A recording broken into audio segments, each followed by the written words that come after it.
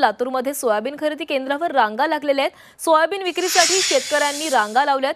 Soybean खरेदीची मुदत वाढवून देण्याची मागणी करण्यात आलेली आहे। सोयाबीन विक्रीसाठी नोंदणी मुदत वाढवण्याची मागणी शेतकऱ्यांनी केली आहे। जिल्ह्यात आतापर्यंत जिल्ह्यातील 1,15,397 शेतकऱ्यांनी आपली नोंदणी केलेली आहे। त्यापैकी 58,065 शेतकऱ्यांनी आपलं सोयाबीन विक्रीसाठी आणलंय।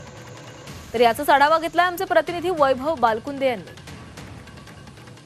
नाफेडकडून खरेदी केंद्राची मुदत वाढ देण्यात आलेली आहे, पण मुदतीपेक्षा जास्त सोयाबीन उपलब्ध असल्यामुळे जवळपास 60,000 शेतकऱ्यांचे सोयाबीन अद्याप जे खरेदी केंद्रावर आलेले नाही। 6 दिवस अगोदर नोंदणीसाठी कागद दिले होते, परंतु 3 वेळ चक्रा मारून आम्ही कागदाची पडताळणी केली तर तिथं कागद जागेवर नव्हते आणि ती कागद आम्हाला आढळून आले नाहीत।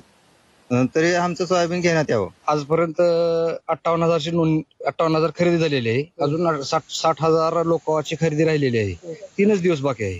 3 दिवसात काही शक्य नाही। सरकारनं मुदत वाढवून अजून 15 दिवसाची मुदत वाढवून दे। नोंदणी आणखी शिल्लक आहे सर। माल तर ही खरेदी माल तर ही वेगळी तुम्ही बघू शकता। परिसर पूर्ण भरलेला आहे सर गाड्यानं, त्याच्यामुळे हीच खरेदी होत नाही। तर राहिलेल्या शेतकरी जे माल घरी आहे तो भाग वेगळाच आणि नोंदणी करायची शेतकरी तो भाग वेगळाच। त्याच्यामुळे आणखीन किमान 15 दिवस तरी नोंदणीला द्यावे आणि महिना पुढचा 1 फेब्रुवारी पूर्ण महिना खरेदीसाठी घ्यावा ही शासनाला विनंती आहे सर। नक्कीच आपण पाहिलं तर 1 महिना तरी अजून वाढवून मिळावा अशी यांची मागणी आहे। वैभव बालकुंदे, जी मीडिया, लातूर।